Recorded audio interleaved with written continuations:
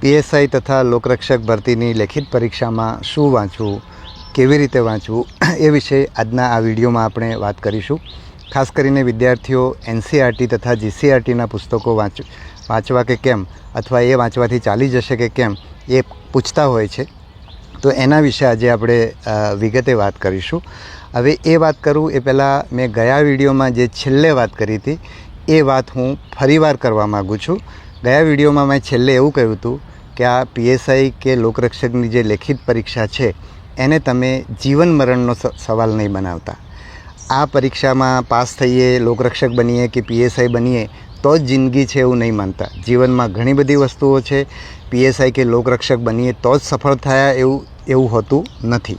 અને આ વાત હું એટલા માટે કહું છું કે આ પરીક્ષાને તમે જીવન મરણનો સવાલ નહીં બનાવો તો તમારો આત્મવિશ્વાસ સારો રહેશે, તમારું ટેન્શન ઓછું થશે અને તમે તૈયારી સારી રીતે કરી શકશો અને તમારો સફળ થવાની શક્યતા વધશે. ઇવન પરીક્ષા ખંડની અંદર પણ તમે એને જીવન મરણનો સવાલ નહીં બનાવ્યો હોય અને શાંતિથી પરીક્ષા આપશો તો તમને ફાયદો થશે. એટલે આ વાત હું વારંવાર તમને કહેવાનો છું અને તમારે પણ તમારી જાતને વારંવાર યાદ કરાવવાની છે, એટલે જેથી કરીને તમે આત્મવિશ્વાસપૂર્વક ઓછી ચિંતા સાથે સારી તૈયારી કરી શકો. હવે આપણે મુખ્ય વિષય પર આવીએ તો એનસીઈઆરટી કે જીસીઈઆરટીના પુસ્તકો ચાલશે કે નહીં એનો જવાબ હું તમને ના આપી શકું, કારણ કે એક્સપર્ટ લોકો શું વાપરશે એ મને ખબર નથી. જો હું પરીક્ષા લેતો હોત તો મેં એનસીઈઆરટી જીસીઈઆરટીમાંથી અથવા એના ઉપર ભાર મૂકવા માટે મેં એક્સપર્ટને કહ્યું હોત. સાથે સાથે મેં પહેલાંના વિડીયોમાં પણ તમને કહ્યું હતું કે તમારો અભ્યાસક્રમ જે રીતે છે એ રીતે એનસીઈઆરટી અને જીસીઈઆરટીના પુસ્તકોમાંથી તમારા અભ્યાસક્રમની બધી વસ્તુ આવી નથી જતી. એટલે કેટલીક વસ્તુઓ તમારે બહારથી વાંચવી જોઈએ અને શું વાંચવી જોઈએ એની પણ જે તે વખતે મેં વિડીયોમાં વાત કરેલી છે. આજે પણ થોડી ઘણી આપણે એના વિશે વાત કરીશું. થોડા ઘણા વિષયો મને યાદ આવે છે. બધો અભ્યાસક્રમ આજે મેં નથી જોયો. આવનારા સમયમાં હું ફરી વિડીયો બનાવીશ ત્યારે બધો અભ્યાસક્રમ જોઈ લઈશ. પણ ધારો કે એનસીઈઆરટી જીસીઈઆરટીના પુસ્તકો તમને ક્યાં ખાસ ઉપયોગી થાય તો દાખલા તરીકે ઇતિહાસ એવો વિષય છે કે જેમાં તમને એનસીઈઆરટી જીસીઈઆરટી સરસ રીતે ઉપયોગી થઈ શકે. એ જ રીતે વિજ્ઞાન, ખાસ કરીને લોકરક્ષકનું જે વિજ્ઞાન છે એમાં ઘણા બધા ભાગ એવો છે કે જેમાં તમારે જીસીઈઆરટી કે એનસીઈઆરટીના પુસ્તકો વાંચવા જોઈએ. આ બે વિષય મને અત્યારે યાદ છે. આવનારા સમયમાં મને વધારે યાદ આવશે તો તમને કહીશ. પણ બીજું મારે તમને એ કહેવાનું છે કે અત્યારે જે સમય છે, હવે તમારી પરીક્ષા નજીક આવી રહી છે. 2-3 મહિનાની અંદર તમારી પરીક્ષા થશે એવું તમને પણ અનુમાન થતું હશે, મને પણ એવું અનુમાન હું કરું છું. તો જે પુસ્તકો વાંચ્યા છે એ પુસ્તકો ચાલુ રાખવા. આ સમયે નવા પુસ્તકો ઉમેરવાનું નથી, પણ આ સમયે નવું શું વાંચી શકાય એની પણ હું આગળ જતાં વાત કરીશ. બીજી વસ્તુ, એનસીઈઆરટી જીસીઈઆરટીમાંથી ના પૂછાય તો પણ તમને એનસીઈઆરટી જીસીઈઆરટીથી તમે જે સમજ કેળવી હશે એ તમને ઉપયોગી થશે. બીજું, મેં હમણાં કહ્યું એ પ્રમાણે કેટલાક વિષયો છે એવા છે કે જેમાં એનસીઈઆરટી જીસીઈઆરટી તમને ઉપયોગી થશે. દાખલા તરીકે ઇતિહાસ, બરાબર છે, અને લોકરક્ષક માટે વિજ્ઞાન. તો એક આ રહ્યું. બીજું, તમારે એનસીઈઆરટી અત્યારે નવું ના વંચાય, બરાબર. પણ જે લોકોએ માત્ર એનસીઈઆરટી જીસીઈઆરટી વાંચી છે, જો કે મેં પહેલાં પણ કહેલું છે અને તમે લોકોએ પણ એ સમજ સાથે જ વાંચ્યું હશે, પણ જે લોકો માત્ર એનસીઈઆરટી જીસીઈઆરટી વાંચ્યું છે એ લોકોએ અત્યારે માહિતી આધારિત મટિરિયલનો ઉપયોગ કરી લેવો જોઈએ. કોઈ ગાઈડ છે કે કોઈ એવું સાહિત્ય કોચિંગે બનાવ્યું છે કે બીજા કોઈ પબ્લિકેશને બનાવ્યું છે કે તમારા આગળના વિદ્યાર્થીઓએ બનાવેલું છે, તો એ તમે અત્યારે ઉમેરી શકો, કારણ કે હજુ સમય છે. પણ એ તમારું બહુ ટૂંકું હોવું જોઈએ. આખું એનસીઈઆરટી જે રીતે વાંચતા હતા એ રીતે નવું સાહિત્ય અત્યારે ના ઉમેરાય. એનસીઈઆરટીની નવી ચોપડી પણ ના ઉમેરાય, અથવા એનસીઈઆરટી જેવી બીજી નવી ચોપડી પણ ના ઉમેરાય. અત્યારે જેમાં ટૂંકી માહિતી હોય, ટૂંકી નોંધ હોય, માત્ર માહિતી હોય એવી વસ્તુઓ અત્યારે તમે ઉમેરી શકો. પછી એનસીઈઆરટી જીસીઈઆરટી સિવાય શું વાંચવું એ નક્કી કરવા માટે તમારે ભૂતકાળના પેપરો જોવા જોઈએ. ભૂતકાળના લોકરક્ષકના પેપર છે, પીએસઆઈના પેપર છે, તલાટી જુનિયર ક્લાર્કનું પેપર છે, પછી એ જ રીતે હમણાં એસટીઆઈનું પેપર જે અમે જીપીએસસીમાં હતું, બરાબર છે. તો આવા પેપરો જુદા જુદા લોકોએ કાઢેલા છે, એટલે એ વાંચવાથી તમને ખબર પડશે કે તમે શું વાંચવું જોઈએ તમારે, એટલે એનો તમે ઉપયોગ કરી શકો.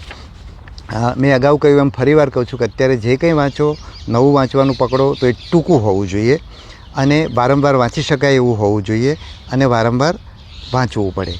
હવે હું પેલી જીસીઆરટી અને એનસીઆરટી અથવા કોઈપણ પુસ્તક વાંચવાની રીત હતી અત્યારે રિપીટ કરું છું.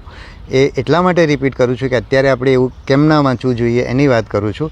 અને સાથે સાથે જે લોકો બીજી પરીક્ષા પણ આપી રહ્યા છે તો એ પુસ્તક કેવી રીતે વાંચવા જોઈએ એની વાત એમને માર્ગદર્શન મળી જાય. તો એનસીઆરટી જીસીઆરટી વાંચવાની રીત મેં તમને એવું કહ્યું હતું કે પહેલી વાર તમે જ્યારે વાંચો ત્યારે એ ચોપડી વ્યવસ્થિત તમારે વાંચી લેવાની. તમને એમાં કંઈ બહુ જ સારું લાગતું હોય તો એ તમારે પેન્સિલથી અને અંડરલાઇન કરવાનું.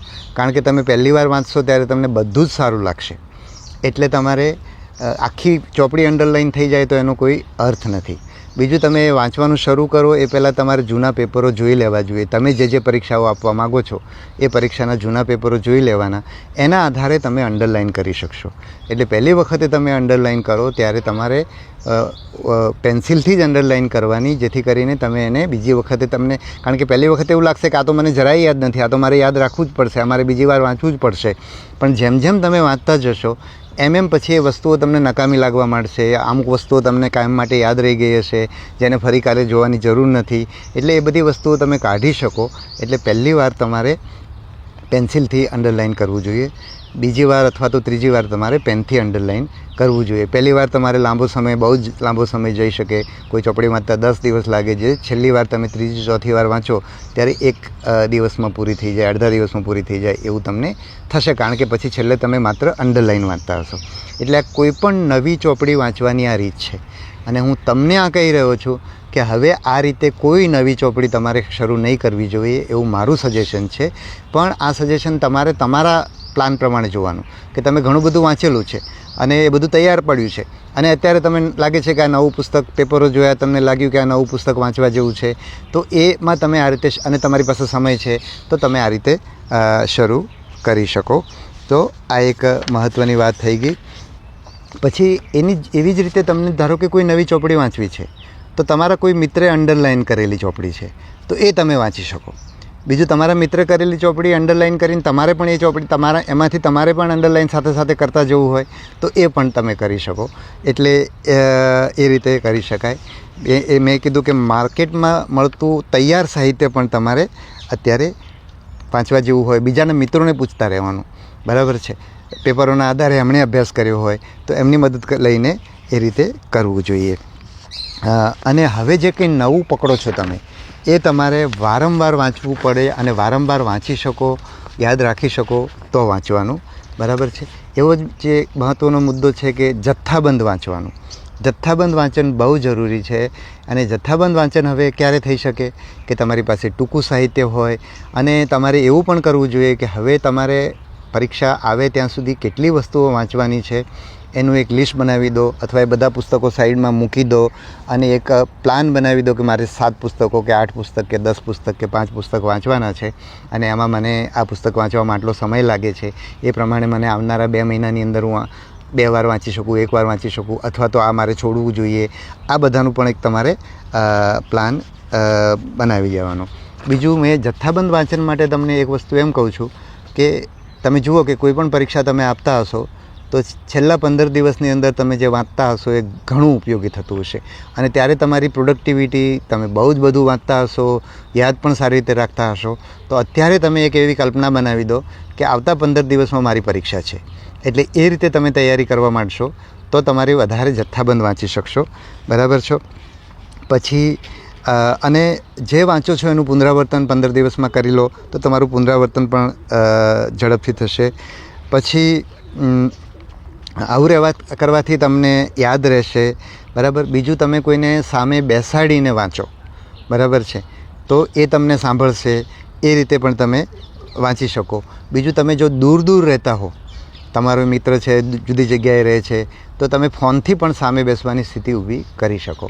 બીજું, તમારે વાંચવાનો સાથી ના મળે તો બહુ સારું, બરાબર છે. પણ જો તમને વાંચવાનો સાથી નથી મળતો તો તમારે ઘરની કોઈ એક વ્યક્તિ છે, તમારી ભાઈ છે, બહેન છે, પત્ની છે, પતિ છે, એને પણ તમે સામે બેસાડીને સંભળાવશો તો તમને યાદ રહેવાનું પ્રમાણ સારું રહેશે, બરાબર. બીજું, કામનું જ હોય અને યાદ ન રહેતું હોય તો તે ટીક કરીને રાખો. દાખલા તરીકે તમે 25 પાનાનું કે 50 પાનાનું સાહિત્ય છે કે જેમાં ટૂંકી નોંધ છે, એમાંથી ઘણી વસ્તુઓ તમને ઇઝીલી યાદ રહી જશે. બરાબર છે. એક તો વારંવાર વાંચો એટલે યાદ રહેશે. બીજું, અમુક વસ્તુઓ તમે વારંવાર વાંચવા છતાં પણ યાદ નથી રહેતી, તો એને અલગથી ટીક કરી દો. એટલે પછી એટલી યાદ રાખવા માટે થઈને આખી વસ્તુ ફરી ના વાંચવી પડે. એટલે અલગથી ટીક કરી અને એને વારંવાર વાંચો તો એનાથી પણ તમને યાદ રહેશે. બીજું, તમે વાંચવામાં જે તમે સાથી પસંદ કરો છો એ તમારો સાથી છે એક તમારા કરતાં તમારી સ્પીડવાળો હોવો જોઈએ. બરાબર છે. એટલે જેથી કરીને એવું એ બહુ ધીમો હોય તો તમારો સમય બગડે, એ બહુ ઝડપી હોય તો તમારો આત્મવિશ્વાસ ઓછો થાય. એટલે તમારે તમારી કક્ષાનો, તમારી સ્પીડનો, તમારી ઝડપનો એવો સાથી તમારે પસંદ કરવો જોઈએ. બીજું, તમને નિરાશ ના કરે, તમને નકારાત્મકતા ના આપે એવો સાથી તમારે પસંદ કરવાનો. પછી મેં તમને આમ તો કહ્યું જ છે કે માત્ર એનસીઈઆરટી જીસીઈઆરટી ઉપર આધાર ન રાખીએ અને તમે લાંબા સમયથી એનસીઈઆરટી જીસીઈઆરટી વાંચતા હશો તો હવે તમે એ તબક્કે પહોંચ્યા હશો કે એનસીઈઆરટી જીસીઈઆરટી તમે આમ બહુ ચપટીમાં પૂરી કરી દેશો. એક દિવસમાં 1 કે 2 એનસીઈઆરટી તમે પૂરી કરી દીધી હોય જો તમે પ્રોપર અંડરલાઇન કરેલું હશે અને વારંવાર વાંચેલું હશે તો એ પણ તમને બીજી વસ્તુઓ વાંચવા માટેનો સમય આપશે, બીજા પેપરો કરવાનો સમય આપશે. બરાબર છે. પછી અને હું બહુ સ્પષ્ટપણે માનું છું કે એનસીઈઆરટી જીસીઈઆરટી તમે વાંચી હશે તો તમને ચોક્કસ ફાયદો થશે. અને કેટલાક વિષયો તો એવા છે કે જે એનસીઈઆરટી જીસીઈઆરટીમાંથી જ આવશે. બરાબર છે. પણ માત્ર એનસીઈઆરટી જીસીઈઆરટી ઉપર આધાર નહીં રખાય. બરાબર છે. પછી સામાન્ય રીતે તમારું પેપર જનરલી બેલેન્સ આવતું હોય એટલે તમે આ ઘણું બધું વાંચ્યું હશે તો તમને ચિંતા કરવાની જરૂર નથી. પણ ક્યાંક એવું બને કે તજજ્ઞ મહેનત ના કરે એવો નબળો તજજ્ઞ આવી ગયો તો એણે ક્યાંકથી ઉઠાવી લીધું તો એ તમારા હાથની વાત નથી. તમારા હાથની વાત એટલી જ છે કે તમારે જે કરવાનું છે તમે કરી લીધું. એટલે તમારે જરાય ચિંતા નથી કરવાની કે ભાઈ મારું કેવું પેપર આવશે, શું થશે, એ બધી ચિંતા કરવાની જગ્યાએ આપણને ખબર છે કે આવા પેપરો સામાન્ય રીતે આવે છે, મારે આ વાંચવું જોઈએ, એ હું બરાબર વાંચું છું, વારંવાર વાંચું છું, યાદ રાખું છું. એ વિષય ઉપર તમે ભાર આપશો તો તમને ચિંતા કરવાની જરૂર નહીં રહે. બરાબર છે. આટલી મહેનત કરી હશે તમે, બરાબર છે, પૂરતી મહેનત કરી હશે તો ગમે તેવું પેપર આવશે તમારે ચિંતા કરવાની જરૂર નથી. બીજું, અત્યાર સુધી બરાબર મહેનત નથી કરી એવું તમને લાગતું હોય તો 2-3 મહિના ચોટી બાંધીને બેસી જશો, સારી જ મહેનત થશે. બરાબર છે.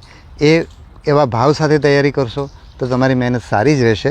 એટલે તમે એ રીતે પણ સરસ તૈયારી કરી શકશો ને સરસ તમારું મન સરસ રહેશે તો તમે સરસ પરીક્ષા આપી શકશો. પછી તમારા હાથમાં શું છે? તમારા હાથમાં તૈયારી છે. બરાબર છે. એટલે તમારાથી થાય એ તમારે શ્રેષ્ઠ કરી લેવાનું અને પછી કુદરત ઉપર છોડી દેવાનું. અને એના પછી તમારું નથી થતું તો એમ માનવાનું કે તમારા માટે કુદરતે બીજું કંઈક સર્જેલું છે. બરાબર છે. તમારા માટે આના કરતાં વધારે સારી તક છે એવું માની લેવાનું. એટલે ફરીવાર આ બધી વસ્તુ રિપીટ કરું છું કે પેપર કેવું આવશે, એનસીઈઆરટીમાંથી આવશે નહીં આવે એ બધી ચિંતા કરવાની જગ્યાએ મારે જે કરવાનું છે મેં તમને અત્યારે કીધું છે, ભૂતકાળમાં કીધું છે, તમારા મિત્રો પાસેથી સાંભળ્યું હશે. બરાબર છે. તો એ બધા પાસેથી તમે જે નક્કી કર્યું છે કે મારે આટલું તૈયાર કરવાનું છે, એટલું મારા હાથમાં છે, એટલું આપણે કરી લેવાનું, બાકીનું કુદરત ઉપર છોડી દેવાનું. અને કુદરત જે કરે એ શ્રેષ્ઠ કરશે એવો ભાવ રાખશો તો એ પણ તમારો આત્મવિશ્વાસ વધારશે, એ પણ તમને મહેનત કરવામાં અનુકૂળતા ઊભી કરશે. એટલે એ રીતે તૈયારી કરવાની.